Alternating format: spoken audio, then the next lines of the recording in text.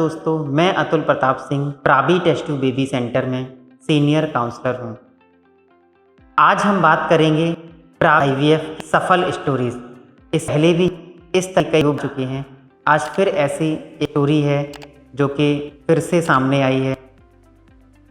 Story है ये गुरसाईगंज side में कोई छोटा सा कस्बा है, मुझे नाम ध्यान नहीं है। तो एक फैमिली थी वहाँ पे। उस फैमिली में क्या हुआ, उनका एक बेटा था।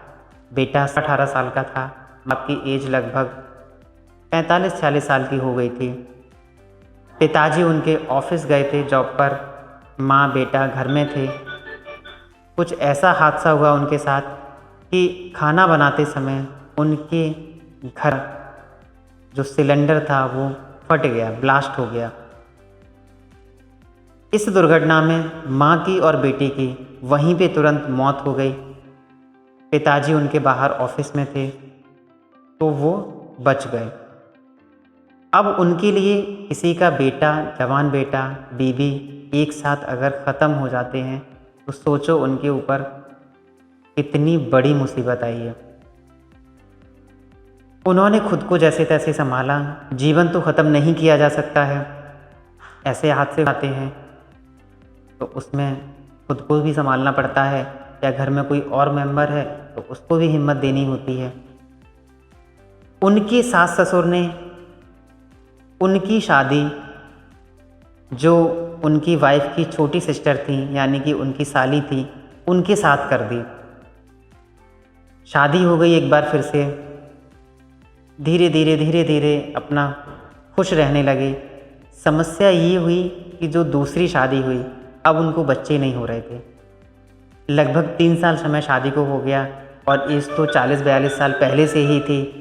अब वो 45-46 साल हो गई थी। उनको ये चिंता हो रही थी कि बच्चे होंगे कि नहीं होंगे। न्यूज़पेपर में उन्होंने प्रावी का ऐड देखा, कॉल किया हमें कि मेरी इस तरह की प्रॉब्लम है, आप हमें कुछ सलाह दे सकते हैं।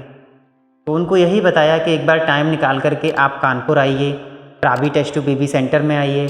Doctor Monika Sachdeva Prabi test tube baby centre में आइए। डॉक्टर मोनिका सचदेवा जी से मिलिए, डॉक्टर रिच शुक्ला जी से मिलिए। आपकी प्रॉब्लम क्या है ये क्लियर हो, तब आपको बताया जाए कि आपके साथ क्या हो सकता है।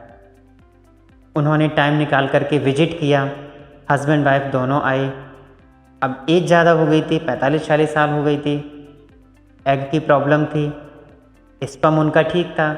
तो डोनर एग लेकर के उन्हीं के हस्बैंड का स्पर्म लेकर के उस पेशेंट का, उस कपल का आईवीएफ का प्रोसीजर हुआ, जिसमें पहली बार में ही उसको सफलता मिल गई।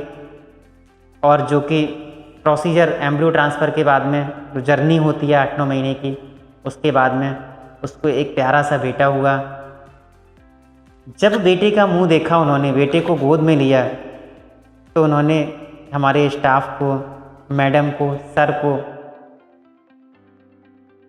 मैं क्या बताऊं आपको कि उनके शब्द क्या थे। इस तरह का मतलब वो जो खुशी उनके चेहरे पर आ रही थी, जो वो महसूस कर रहे थे, जो वो कहना चाह रहे थे, उनकी आंखें, उनकी होंठ ये बता रहे थे कि वो पुराना सब कुछ भूल चुके थे।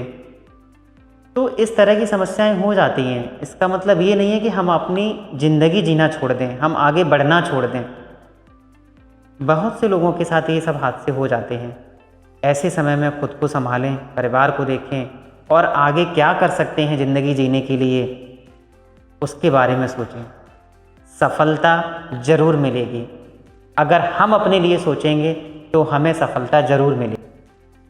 इस तरह की कोई भी समस्या हो, कुछ पूछना चाहते हैं तो हमारा नीचे नंबर दिया जा रहा है 8417084446।